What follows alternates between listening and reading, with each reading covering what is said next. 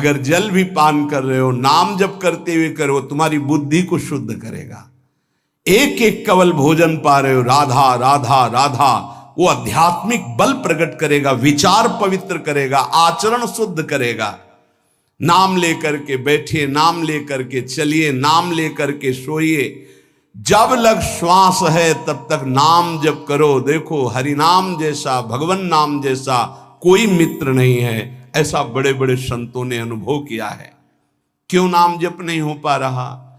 कामी मति विष्ठल सदा चले चाल विपरीत, सील नहीं सहजो कहे नैनन माही अनीति। गंदे नेत्र, जिधर देखे वो पापाचरण की वृत्ति देखता रहता है।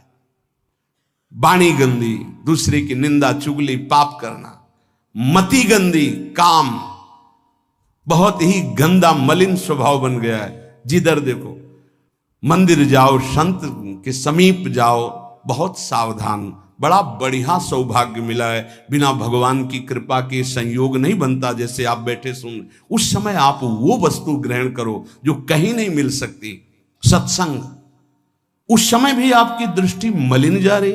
कामी मति विष्टल सदा, एक तरफ रबड़ी रख दो, एक तरफ बिष्ठा पड़ा है, तो शूकर बिष्ठा की तरफ दौड़ेगा। हम लोगों की बुद्धि शूकर की तरह हो गई, मलमूत्र के शरीरों के भोगने की तरफ भाग रही। कौन सा इसमें परम सुख है? अरे इसी से हटने के लिए तो भगवान ने अवसर दिया, मानव देह, सत्संग दिया, शास्त्र स्वाध्याय, भगवत भाव में डूबने का अवसर। फिर भी वही गति। सदा रहे चित भंग ही, हृदय स्थिरता नाही। ऐसे लोगों का बड़ा चित्त चंचल होता है, हृदय स्थिर नहीं होता है। क्या करें? अगर ये भी नाम जप करने लगे तो सब शांत हो जाएगा, काम शांत हो जाएगा, मति पवित्र हो जाएगी। अगर हमारे हृदय में काम बसा रहा तो नाम नहीं चल पाएगा, नाम रुक जाएगा। हमें एक एक चीज पावन करनी इसी नाम से। वाणी, नेत्र, श्रवणेन्द्री, संपूर्ण शरीर, अंतःकरण, तब भगवत मिलन होता है। इसी शरीर को भगवान हृदय से लगाते, ध्यान रखना। जब भगवान प्रकट होते हैं तो ऐसा नहीं है कि वो भाव में केवल प्रकट होते हैं। जैसे हम आप देख रहे हैं, हम आप मिल रहे हैं, ऐसे भगवान अपने भक्तों को हृदय से लगाते हैं। सच्ची मानिए, वो यही हैं, हर समय पास हैं। जिस समय हमारी इंद्रियां पवित्र हो गई, शरीर पवित्र हो गया, हृदय पवित्र हो गया, भगवान करुणा करके प्रकाशित हो जाते, माया का पर्दा हटा देते हैं। पूज्य नारायण स्वामी बड़े सिद्ध महापुरुष हुए। वो कह रहे हैं कि नाम कैसे आपका निरंतर चलेगा। इसके लिए जिस वाणी से नाम जप कर रहे हो, यदि झूठ बोलोगे, अरे आश्चर्य होता है, झूठ बोल करके तुम सोच रहे हो हम संभाल लेंगे। नहीं नहीं, झूठ तुम्हारा नाश कर रहा है, तुम्हें पता नहीं। जिस जिह्वा से नाम जप कर रहे हो, अगर नाम का विशेष फल प्राप्त करना है, जल्दी फल प्राप्त करना है, आपको दुखों से बचना है, पाप भस्म करना है, तो झूठ बोलना बंद कर दीजिए। क्या बिगड़ जाएगा आपका? सच्ची बोलने में क्या बिगड़ जाएगा? सच्ची बोलना शुरू करोगे, हिम्मत नहीं रह जाएगी पाप करने की। ये जो पाप करने की तुम्हारी हिम्मत पड़ रही, झूठ बोलने के कारण पड़ रही। नहीं, असत्य संपातक पुंजा, सबसे बड़ा पाप झूठ बोलना। उससे क्या होता है? हर चीज हम छुपाना चाहते, किससे? उस सर्वज्ञ परमात्मा से, गुरुदेव से। नहीं, झूठ नहीं। नाम इसीलिए नहीं चल पा रहा, थोड़ी दिन नाम चलाएंगे छूट जाएगा, क्योंकि आप झूठ बोलते हैं, पापाचरण करते हैं। अगर नाम को चलाना है तो नारायण स्वामी जी कह रहे हैं, पहली बात मौन का आश्रय लीजिए, कम बोलिए, अधिकतर चुप रहना सीखिए, तभी नाम चला पाएंगे। जो कार्य कर रहे हैं आप उस पर ध्यान दें, उस कार्य को एकाग्रता पूर्वक करें, वाणी को मौन रखें, उस वाणी से धीरे धीरे नाम उच्चारण करें। कम से कम 24 घंटे में 4 घंटे मौन का तो सबको अभ्यास कर लेना चाहिए। 24 घंटे में 4 घंटे मौन का। तो ऐसे ऐसे बुद्धिमान हो कहेंगे हम 6 घंटे मौन रहते हैं। कब? बोले जब सोते हैं तब। आप 4 घंटे कह रहे हम 6 घंटे मौन रहते हैं। 24 घंटे में हम 6 घंटे मौन रहते हैं। बहुत बुद्धिमान है। बोले आप 4 घंटे कहते हो, हम 6 घंटे मौन रहते हैं। तो कब आप मौन रहते हैं? बोले जब सोते हैं तो 6 घंटे सोते हैं, मौन ही रहते हैं उस समय। मौन जागृत की कह रहा हूं, 4 घंटे का। नारायण स्वामी के बहुत बड़े महापुरुष हुए, तुम 4 घंटे मौन का अभ्यास करो।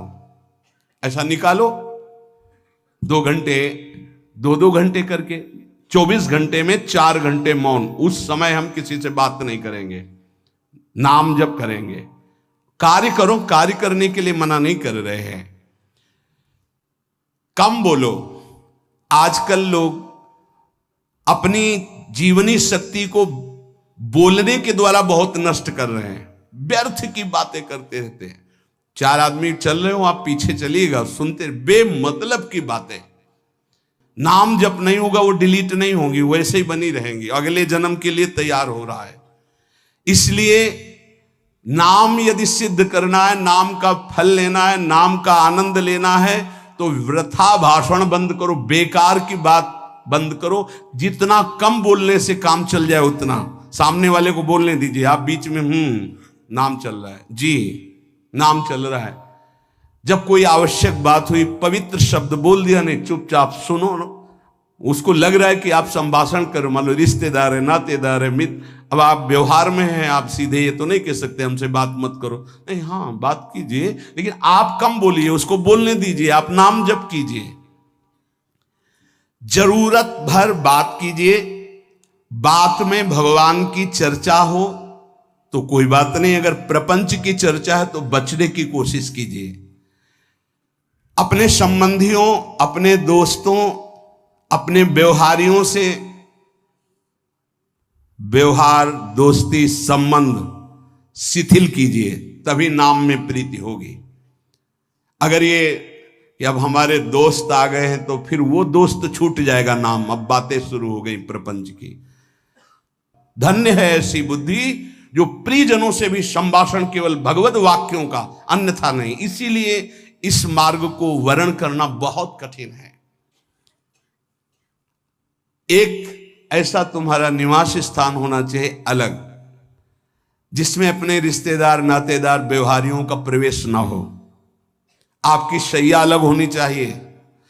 अगर नाम जापक नाम सिद्ध करना चाहता है, नाम का फल लेना चाहता है, नाम निरंतर चलाना चाहता है, तो जिस आसन पर आप बैठते हैं उसी में प्रपंची, विषयी, संसारिक वृत्ति वाले बैठेंगे तो भजन की वृत्ति नहीं बन पाएगी। एक ऐसा, वैसे होते हैं घरों में बैठने वालों का अलग, लेकिन साधन कक्ष अलग होना चाहिए अपना। किसी का यदि प्रवेश ना हो तो आप देखेंगे कि आपके साधन के परमाणु आपको वहां बैठते ही तत्काल विक्षेप रहित करके भजन में लगा देंगे। अगर घर में ऐसा कुछ ना हो तो एक आसन अपना अकेला रखिए, जिस पर आप शयन करें वो आसन केवल आपका ही होना चाहिए। अगर वो सार्वजनिक बैठने के लिए ही है, ऐसी व्यवस्था नहीं, तो आसन समेट कर अपना अलग रख दीजिए और दूसरे आसनों पर बैठा लिए। फिर वो आसन हटाकर जब आप शयन करें तो आपका आसन होना चाहिए। इसका बहुत बड़ा प्रभाव पड़ेगा। कोई भी ऐसा दृश्य या पुस्तक ना पढ़ें जो वासनात्मक हो और प्रभु के नाम से आपको विमुख कर दे। अखबार आदि, समाचार आदि, ये हमारे चिंतन को नष्ट करते हैं। अगर नाम जप करना है, निरंतर नाम स्मृति बैठालनी है, एक घटना कई मिनट तक विक्षेप देती है। ऐसा हुआ, कैसे लोग हैं। अब उसमें तो समाचार ही हो रहे हैं, सैकड़ों बातें हो रही, पेपर है तो सैकड़ों बातें लिखी हैं, क्या क्या, अब वो सब दिमाग में भर गई। इतना व्यसन है किसी किसी को पेपर पढ़ने का, समाचार पत्र पढ़ने का, कि सुबह होते ही वो विरह में रहते हैं कि पेपर आ जाएगा। आया नहीं, मिला तो ऐसी एकाग्रता से पढ़ते हैं जैसे वेदांत चिंतन करने वाला वेदांत चिंतन। चश्मा लगा, चाय रखी, ठंडी हो रही, उससे मतलब बीच बीच में चाय और चश्मा से और पूरे दिमाग में वही। अब क्या करेगा, जो पढ़ा है उसका चिंतन बनेगा, वही बोला जाएगा। अब जहां चार मिले तो तुम्हें पता है उत्तर प्रदेश में ये हुआ, मध्य प्रदेश में ये हुआ, चर्चा दिमाग। नाम जापक पूज्य श्री नारायण स्वामी कह रहे हैं, अखबार पढ़ना, दुनिया भर की प्रपंच की जिसमें बातें हैं, ऐसे समाचार, ऐसे टेलीविजन देखना, ये तुम्हारे हृदय में नाम नहीं चलने देंगे, तुम्हारी स्फुरणा को गंदी कर देंगे, बेकार का वक्त खराब होगा। इसलिए अगर आपको पढ़ना ही है तो धार्मिक ग्रंथों को पढ़िए, अपने इष्ट संबंधी ग्रंथों को पढ़िए नाम जपने के लिए। किसी को कभी वचन न दें। पांचवा, बहुत बहुत पॉइंट की बात करें, यदि आपने किसी को वचन दे दिया और पूरा नहीं किया तो भजन का फल वहां जाएगा, ध्यान रखना। यही हमसे सब त्रुटियां होती रहती है अपने लोगों से। जाओ आज से बाद वचन दे दिया, हम ऐसा नहीं करेंगे, नहीं करेंगे चाहे मर जाएं। और अपने लोग ऐसे फिसड्डी हैं कि शाम के वचन देते हैं और सुबह फिसल जाते हैं, 2-4 दिन बहुत बहुत चला फिर फिसल जाते हैं। बोले कसम से आज से ऐसा नहीं करेंगे। तो आप इसको खिलवाड़ न समझें, आपके सुकृत नष्ट हो रहे हैं, वासना आपके सुकृतों को नष्ट कर रही। दूसरा, जैसे आपने किसी से कहा कि मैं शाम के 5 बजे आ जाऊंगा, तो 5 बजने में 5 मिनट कम होने पर आपको पहुंच जाना चाहिए, 5 मिनट ओवर होने पर नहीं, उसके पहले ही आपको ऊपर। यह संतों के जीवन में देखा गया है। समय का बहुत बड़ा जीवन में अस्तित्व है। अगर आप किसी को समय दें फिर उसमें प्रमाद स्थिति नहीं होनी चाहिए। 5 मिनट पहले पहुंचिए। समय दिया है किसी को तो 5 मिनट पहले उसको इंतजार ना करना पड़े। रात को सोते समय नाम जापक उपासक विचार करें, मेरा नाम किन किन कार्यों में छूटा, मेरे से कौन कौन सा पाप हुआ, मैंने कौन सी आज गलती की जो नहीं करना चाहिए, और उसे डायरी में नोट करें। नारायण स्वामी कह रहे हैं दूसरे दिन सावधानी पूर्वक वो गलतियां ना होने पावे जो हमने आज की। जब उपासक सत्य बोलना स्वीकार करता है तो उसके हृदय में डर जागृत हो जाता है। ध्यान रखना, डर ये माया के द्वारा प्रेरित है। अगर व्यापार में सत्य बोलेंगे तो पैसा अधिक नहीं आएगा, अगर हम सत्य बोल दिए तो डांट लगेगी, अगर हम सत्य बोल दिए तो सब लोग जान जाएंगे मैं ऐसा गंदा हूं। सच्ची मानिए, सत्य बोलने का नियम ले लीजिए, आप निष्पाप हो जाएंगे, आप महात्मा बन जाएंगे अंदर से, कोई भी पापाचरण आपके जीवन में नहीं रह जाएगा। भगवान का नाम सत्य है, उस नाम को चलाने के लिए झूठ बोलने वाला नाम को कैसे चला सकता है।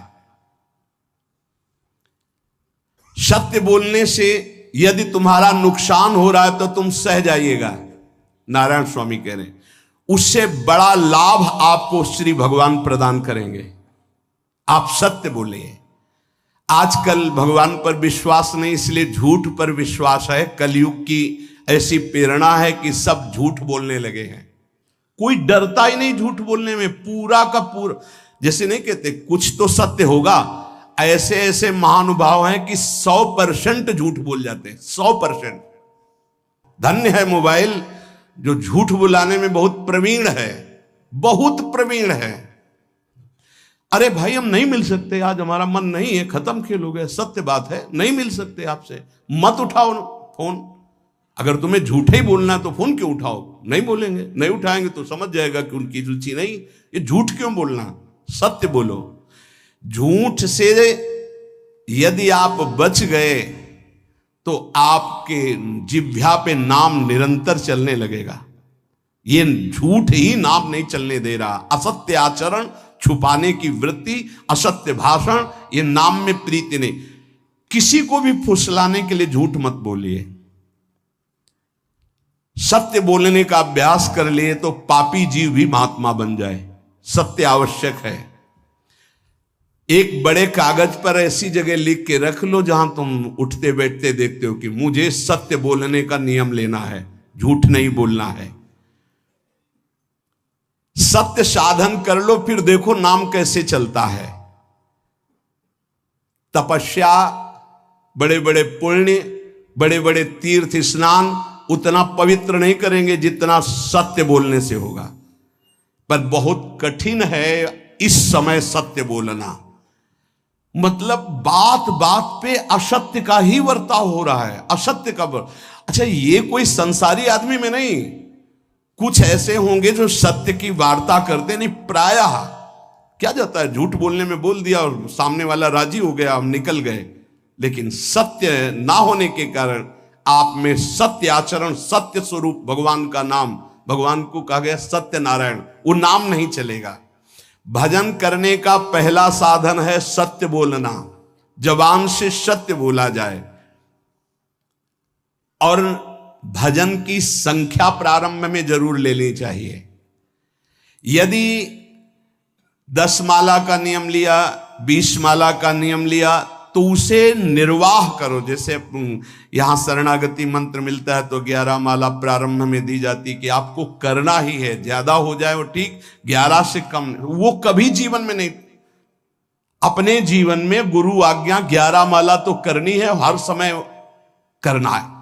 पर ये मन थोड़े दिन तो नियम में चलेगा, इसके बाद छोड़ देगा।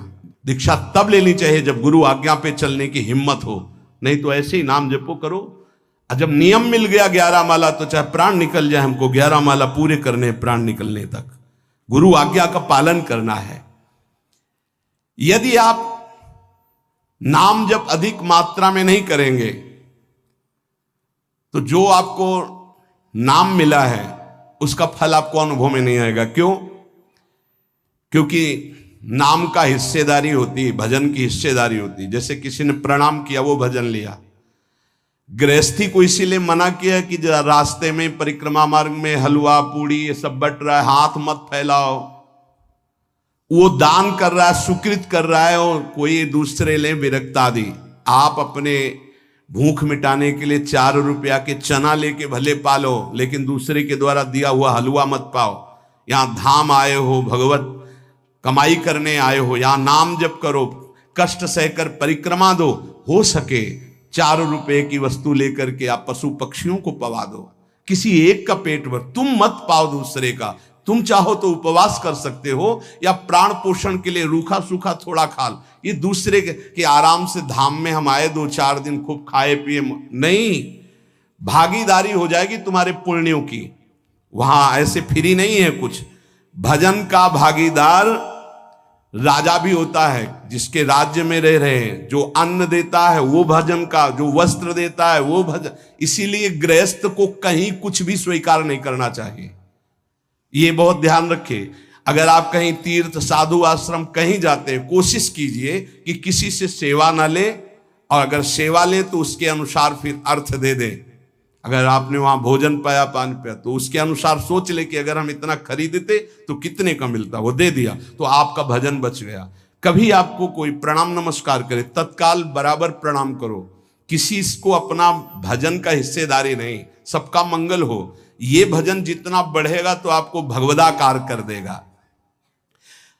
दिन रात 24 घंटे में 21,600 श्वास चलती है।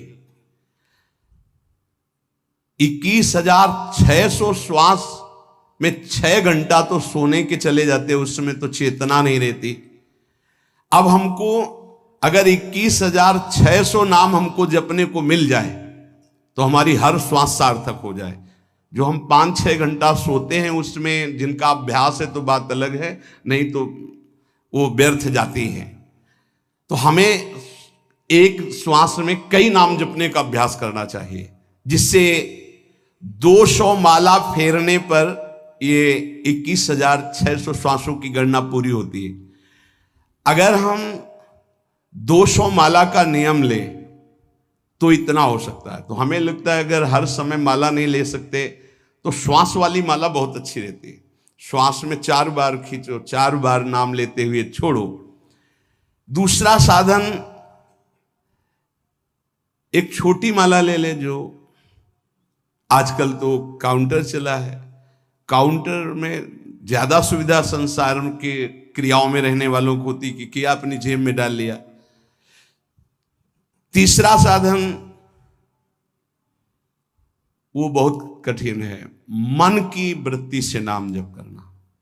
माला श्वास और मन की वृत्ति। उसमें श्वास की भी गणना का ध्यान नहीं रहता, उसमें केवल चिंतन होता है,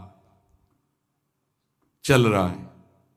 पर ये आखिरी स्थिति होती, इसी के बाद वो परिपक्व अवस्था होता है। जिह्वा से धीरे धीरे नाम उच्चारण करते हुए ये पहला अभ्यास है। प्रारंभिक को एकदम मानसिक में नहीं पहुंचने की चेष्टा करनी चाहिए, 2-4 नाम के बाद मन प्रपंच में फंसा देगा।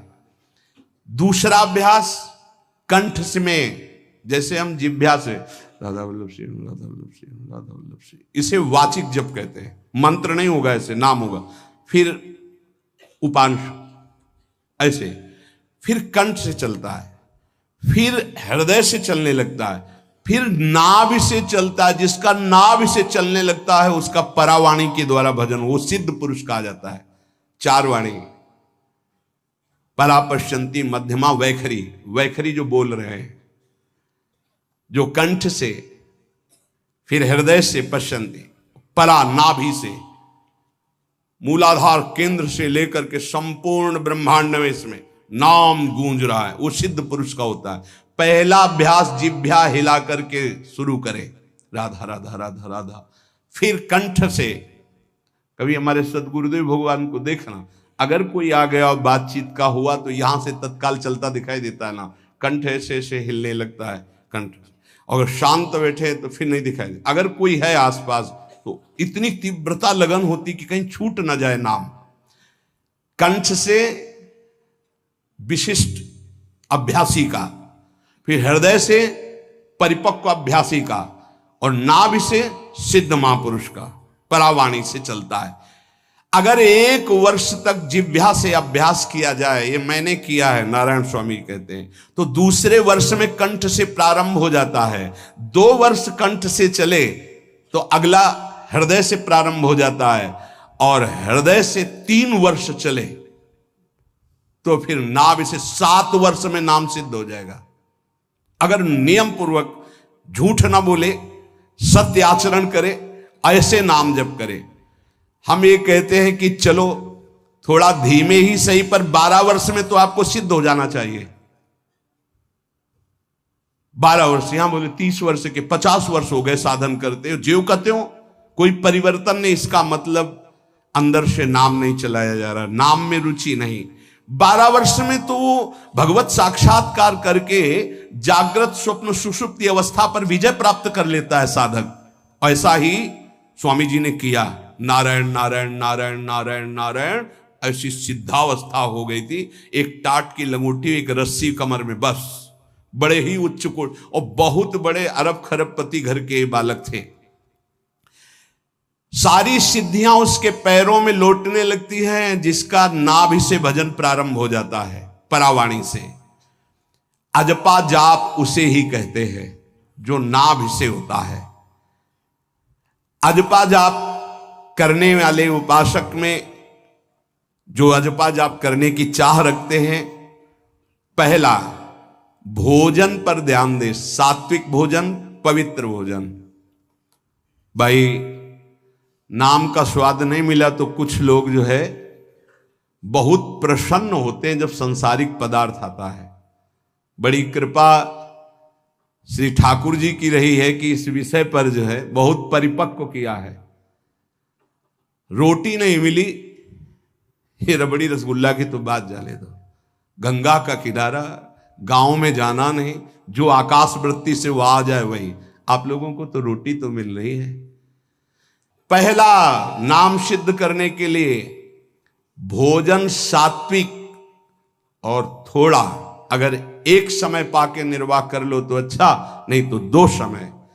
3 समय पाने का तो अधिकार ही नहीं साधक को। भगवान की बड़ी कृपा है, जब भूख थी तब था नहीं, और जब है तो भोजन नहीं पा सकते। वो बड़ा लीला बिहारी है। जब भूख थी तब भोजन नहीं, और जब भोजन है तो नियम कानून इसके लग गए हैं, ये इतना इतना। दूसरा, पहला भोजन पर पवित्र। देखो नाम जप के लिए बहुत आवश्यक है। यही जीवन है कि अगर आप नाम जप करने लगे तो हमारा बोलना, हमारा जीना सार्थक हो जाएगा। अगर नाम जप आपको करना है तो पवित्र भोजन होना चाहिए। 2 टाइम भोजन पाना है तो थोड़ा थोड़ा पाओ, पेट ना भरने पाए, ऐसा ना लगने की वजन बढ़ गया है। वजन बढ़ गया है तो भजन घट गया है, वजन घट गया है तो भजन बढ़ गया है। देखो, तुम्हारे संसारिक संबंधी माता पिता चाहेंगे कि तुम्हारा चिकना शरीर होना चाहिए, हष्ट पुष्ट होना चाहिए, लेकिन हम चाहेंगे कि तुम्हारा भजन पुष्ट होना चाहिए, भगवदाकार वृत्ति होना चाहिए। शरीर तो आज है, कल नहीं रहेगा, चाहे जितना चिकना कर लो। संसारिक माता पिता के प्यार में और गुरु के प्यार में यही अंतर है। वो आपके स्वरूप को पुष्ट करेगा तो शरीर तो अपने आप, मन प्रसन्न है तो वो स्वस्थ है, अस्वस्थ होने पर भी स्वस्थ है। अगर शरीर स्वस्थ है और काम वासना है, नाना प्रकार की चिंताएं, ये थोड़ी माता पिता दूर कर पाएंगे। वो तो तपस्या और साधना से ही दूर होती है, ध्यान रख लीजिए। अधिक भोजन पाना, शरीर को बहुत पुष्ट बलवान कर लेना, तो हर इंद्रियों को भोग देना पड़ेगा आपको। वो कोई तपस्वी होता है, जो तपस्वी होता है वो संयमी होता है, जो संयमी होता है उसके चर्बी नहीं होती, ध्यान रखना। युक्ताहार विहार से, प्राण पोषण के लिए केवल शरीर में अन्न जाए तब नाम में प्रीति होगी। खाते खाते अनेकों जन्म व्यतीत हो गए, वर्षों व्यतीत हो गए, अरे अब तो भजन कर लो, कहां तक खाओगे, ये नरक कुंड है, डाला विष्ठा बन गया। नींद, एक नियम बना लो कि इतना ही सोना है। पता नहीं सोने में कौन सा सुख, नींद में केवल एक बात का सुख होता है, आपका संसार का चिंतन नहीं होता, तो आप जो शांत रहते हैं वो सुख होता है, लेकिन वो तमोगुणी सुख है। अगर आप जागृत में संसार का चिंतन न होने दें और भगवत चिंतन कर रहे हैं तो आप महापुरुष हो जाएंगे। सो सो के जीवन क्यों बर्बाद करते हैं? एक टाइम रखिए सोने का, बस। ये कोई तुम्हारा सुख नहीं है, ये तमोगुणी सुख है। निद्रा आलस्य प्रमादोत्तम तत्तामस मुदाहृतम। और एक बात समझ लो, यद तज्ञे विस्मि परिणामे अमृतोपमम, जिसमें विष जैसा शुरुआत में लगता है उसका परिणाम अमृत होता है, और जिसकी शुरुआत अमृत जैसी लगती है उसका परिणाम विष होता है। प्रातःकालीन उठ करके सत्संग में आना विष जैसा लगता है, लेकिन उठ के आ रहे हो तो इसका फल अमृत होगा। ब्रह्म मुहूर्त में सो रहे हैं, जीवन बर्बाद कर रहे हैं, अरे ब्रह्म मुहूर्त में उठिए, स्नान कीजिए और सच्चिदानंद भगवान में चित्त को जोड़िए। ये विष जैसा लगता है, परिणाम अमृत जैसा होता है। तीसरा, 24 घंटे में 1 घंटे का तो एकांतवास करना सीख ही लो, चाहे गृहस्थ हो चाहे कोई भी हो। 1 घंटे हमसे कोई बात नहीं करेगा, अपने दरवाजा बंद, थोड़ा 1 घंटे कोई ऐसा समय निकालो जिसमें चित्त को केवल श्री कृष्ण से जोड़ो, प्रियाजू से जोड़ सको। चौथा, विरक्त साधक, तकिया गद्दा, ये सब चीजें अगर लगा के सोओगे तो नाम जप नहीं होगा। देखो, हितधाम में कुशासन और एक ईंट कुशासन के नीचे, सर्दी में ओढ़ने के जो हमारे कंबल थे वो आटे का बोरा बलराम जी ला के दे थे। जीवन को यदि आप कसौटी पे नहीं कसेंगे तो भजन नहीं होने वाला। अब तो शरीर रोग से ग्रसित है, आप चाहे जहां रखो चाहे जैसे रखो, प्रिया जो जाने। जब तक हमें भगवदाकार वृत्ति ना हो जाए तब तक विषयों को स्वीकार नहीं। ऐसे हैं साधक, बड़ा सुख मिलता है। एक ऐसे पड़ा हुआ है आसन, उनके कमरे में जाके देखिए, केवल आसन ही है। कितने ऐसे साधक राधा कीलकुंज में रहते जिनकी चटाई केवल है, न तकिया है, न गद्दा है, न कोई। उसी चटाई को ऐसे खड़ा कर दिया, बिछा लिया, बस उसी में पड़े, भोजन मिला पा लिया, ऐसे रह रहे हैं। कमरे में देखो जाके तो ऐसा लगेगा कि इसमें कोई रहता ही नहीं, कुछ है ही नहीं, केवल चटाई है। तकिया गद्दा विशेष विलासिता की वस्तुएं तो नाम जप नहीं होने वाला, ध्यान रखना। जहां पड़े आराम से नींद आ जाएगी, सो जाएंगे, और जब तो नींद उतनी आएगी जितनी आवश्यकता है। भजन का खजाना तिजोरी में रखें, कभी किसी से बताएं नहीं कि आपका भजन कितने माला कितना होता है। पूज्य नारायण स्वामी जी कह रहे हैं, भजन को खजाने में रखने का मतलब है लूटने वाले डाकू माया भेजती है, काम क्रोध लोभ मोह मद मत्सर आदि, और प्रिय गृहस्थ भगत आदि। कैसे प्रिय गृहस्थ? स्वामी जी, अब ये सब आप ही कहा है, बहुत बीमार है, आप देखना, ठीक है, दूसरे की दुख निवृत्ति करना संत का स्वभाव होता है, पर हम जिस मार्ग के पथिक हैं, हमारा कर्तव्य है, हमारे पास हमारे प्रभु के सिवा कोई नहीं, हमारा जो कुछ है वो प्रभु हैं। ए भैया, जैसा श्री जी चाहेंगे वही सब मंगल करेंगे, ये शब्द होना चाहिए, उससे उसका भी मंगल होगा, आपकी भक्ति पुष्ट होगी।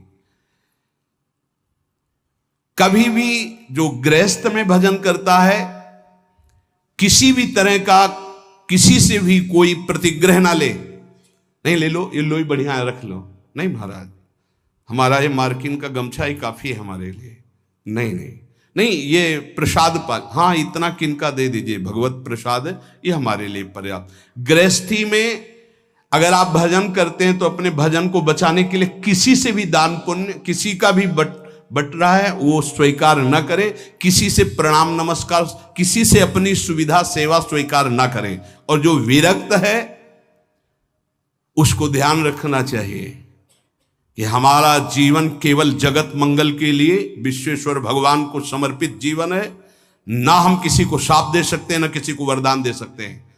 सेवक स्वामी की इच्छा को देखता है, ऐसा ऐसा, हाँ प्रियाजू की जैसी इच्छा होगी वैसा, नहीं आप ऐसा नहीं, प्रियाजू का बस जबान से कभी ना किसी के प्रति शाप का, और ना हरिराम व्यास जी ने कहा है कि शाप और वरदान हमारी हमारे स्वामी की, तो हमें हर बार में यही बोलना है, जैसी प्रियाजू की इच्छा, जैसी श्यामाजू की इच्छा। नहीं आप कुछ कह दीजिए तो राधा राधा राधा, नहीं कैसे मंगल होगा, आशीर्वाद दीजिए राधा राधा राधा, बहुत संभाल के।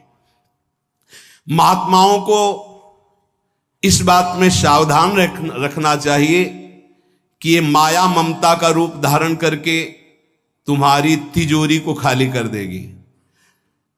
खजाना लूटने के लिए माया, बहुत अनुभवी महापुरुष है, सेवक के रूप में आती है, खास सेवक बनकर। आज तक जहां दगा हुआ है तो खास से हुआ है। जब वृक्ष कटने लगे तो आपस में बात की, भाई ऐसा कौन आ गया जो हमें काट सकता है? बोले हमारा कोई मिल गया। तो कुल्हाड़ में जो बेंट है ना, बोले मिल गया कोई हमारा। खास बन करके आती है माया, सेवक सेविका रूप लेके। बहुत अनुभव की बात महापुरुषों की, मान लीजिए विरक्त जनों के लिए खास बात है। सेवक सेविका रूप रख करके माया आएगी। इसके बाद अगर आपने स्वीकार किया, फिर तुम सेवक होगे, वो स्वामी होगी। समझ रहे हो? बहुत अंदर से इस बात को समझ लीजिए। अगर आपको भगवत प्राप्ति करनी है तो जब तक शरीर में श्वास रहे, सेवा मत स्वीकार करना किसी की। कपड़ा धुलाना, खाना पीना, भीख मांग के खाओ, भिक्षा अन्न, या आकाशवृत्ति से जियो। जैसे मना, ना कपड़ा धो पाओ तो उतने पहनो जितना धो पाओ। किसी को अपनी सेवा में प्रवेश मत होने दो। अपने शरीर की सेवा, अपने जीवन की सेवा जब तक श्वास है तब तक स्वयं करो, नहीं तो तब लग जोगी जगत गुरु, जब लग रहे निराश, जब आशा मन में भई, जब गुरु और जोगी दास। इसलिए होश में परमार्थ के पथिक को कभी किसी की सेवा नहीं लेनी चाहिए, कभी किसी को सेवक नहीं बनाना चाहिए। भगवत भाव से नेकी कर दरिया में डाल, उपदेश दे दिया, चल अपने मार्ग में। जीवन की ये बात हमारी अनुभव की मान लीजिए। अगर निर्विघ्न पंथ निर्वाह करना है तो कभी किसी को यहां सेवक न बनाया जाए। सेवक सेविका के रूप में स्वीकार करने वाले साधु का हृदय आग की तरह जलने लगता है। जो जिंदगी भर निश्चिंत और निर्भय रहा, उसे भयभीत और चिंता युक्त होना पड़ता है। अपने भजन को खास तिजोरी में रखे, अपने में जो सिद्धियां जागृत हो कभी प्रकट ना होने दे, उनका कभी प्रयोग ना करे। एक एक शब्द पर ध्यान देना, उसी को भगवत प्राप्ति होती है जो अपनी सिद्धि को प्रकाशित नहीं करता। ये माया त्रिशंकु की तरह लटका देती है, न स्वर्ग में न भूमि में। देखो सेवक जी महाराज कहते, ऐसे न वैसे रहे मजरेढ़ो पाछलियो जो करी निर्भाषित, न परमार्थ के न व्यवहार के। ये गांठ बांध लो, हाथ जोड़ के कह रहा हूं, सेवा के भाव से माया प्रवेश करती है और स्वामी भाव को रौंद करके सेवक बना लेती है। फिर जैसा चाहती वैसा नाच नचाती है, कोई भी हो। इसलिए होश में, यदि भगवत मार्ग में चले हो तो कष्ट सहो, शरीर की स्वयं सेवा करो। सौभाग्य मत मनाओ कि कोई तुम्हारी सेवा कर रहा है, दुर्भाग्य है जो तुम सेवा ले रहे हो। हाँ, अब शरीर इस काबिल नहीं तो श्री जी जैसा जाने वैसा। जब तक पानी उठा के पीने लायक हो तो किसी से पानी मत मांगना, किसी को अपना मत बना लेना। जब तक भगवत साक्षात्कार ना हो किसी को शिष्यत्व में मत स्वीकार कर लेना, नहीं तो बात समझ लेना, आगे खुद आपको समझ में आ जाएगा। किसी भी तरह से अपनी तिजोरी को ना खुलने देना तो भगवत साक्षात्कार हो जाएगा। बोले नहीं, हमारा तो परहित की भावना और प्रचार करना है, तो है क्या तुम्हारे पास प्रचार करने के लिए? परहित की भावना के लिए है क्या तुम्हारे पास? जब तक सर्वत्र श्री कृष्ण का अनुभव नहीं हो जाता तब तक उसमें कोई सामर्थ्य नहीं होती। और जब सर्वत्र वासुदेव का अनुभव करता है तो उद्धार किसका करना है? विचार करके देख लीजिए। फिर वो स्वांता सुखाय तुलसी रघुनाथ गाथा। इसलिए भजन के खजाने को बचा के रखो। रूखा सूखा टुकड़ा खा करके गंगा जल यमुना जल का आचमन करके जीना सीखो। अच्छे अच्छे पदार्थ सामने होने पर वही पदार्थ स्वीकार करो जिससे तुम्हारी जिह्वा रुचि ना कर पावे। ये दुष्ट है, इस दुष्ट को दंड दो। नारायण स्वामी जी ने कहा है, आगे हमने कल चिंतन में पढ़ा था, कह रहे हैं कि हमने इसको कैसे वश में किया। जहां गरम जलेबी बनती थी वहां खड़े हो जाते थे, कहते देखो कितनी बड़ी हाल है, नहीं मिलेगी तुझे, चलो। पूरी बाजार में घुमाते थे और कहीं भी इसको नहीं। और अगर संयोग वसात मिल जाती थी तो गंगा जल में फेंक देते थे। हरिद्वार में नारायण स्वामी जी गंगा जल में फेंक देते। हाँ, बहुत बढ़िया बीठी, ये ले। अपने हृदय को पावन रखने के लिए इसी जन्म में भगवत प्राप्ति के लिए आहार को सुधारा जाए और निरंतर नाम जपने का अभ्यास किया जाए। शेष चर्चा की। श्री राधा वल्लभ लाल की।